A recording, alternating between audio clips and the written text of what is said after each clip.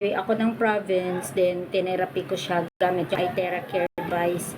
And then, after 3 days, umilat na yung mata niya. Then, after 8 days, nakatayo na siya, nakalakad na siya. Ito lang yun, gamit ko, yung iTera Care device lang. Actually, yung kulay red lang yun, yung classic before.